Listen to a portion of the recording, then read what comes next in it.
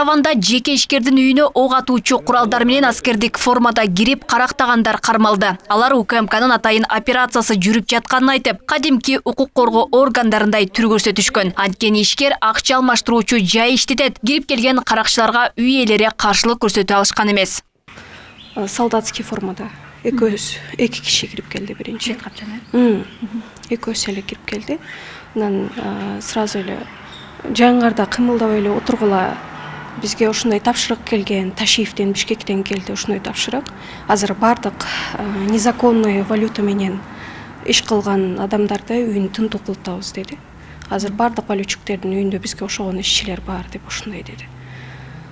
Анан биз ушу жерде турдук эле, домохозяин где деди. Атам ичкери канада өзү эле отурган.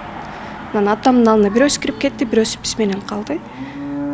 Колубузду сразу эле байлаган жок. Жаңарда кымылдабай эле отургула, уважаемый деп. Орусча эле сүйлөдү бирок.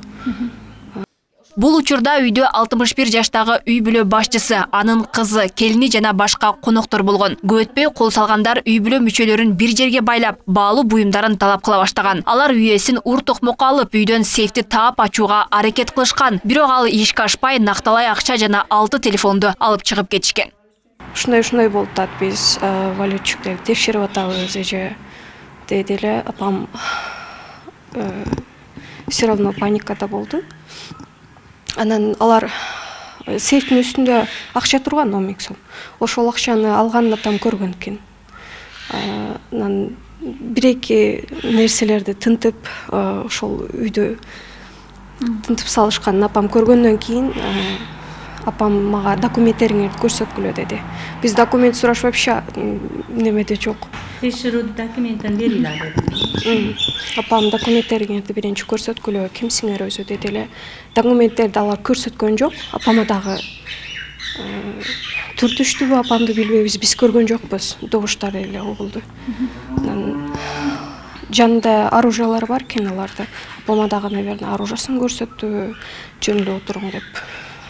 Булар жаман бизди коркутtu. Кол салгандар бизди аябай коркутту, жаман акыбалда калдык. Кичинекей балдар да бар болчу. Алар да ыйлап, коркуп, ызылдап жатышат. Коркунучтуу абал болот экен, үчөө тең урунуп, кара беткап кийип, курал кармап турса коркот экенсиң. Жолдошуму биздин көзүбүзчө аябай токмоктоп, акча сурап жатышты. Мен аябай ызылдап, жардам сурап баштаганда качып кетишти.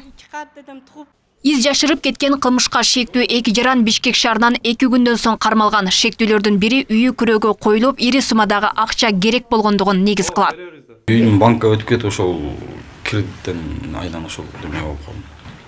Просто кирдик, жаш балдар бар экен, кайра чыгып кеттик. Бирөөлөр келип калганда чыгып кеттиңиздерби? Жок, ошо жаш балдар бар. Үйүм уже банк балансына өтүп, азыр даны время аукционга коюлат. Зачем вот это преступление совершил? Трудности жизни были, Вот поэтому это совершили.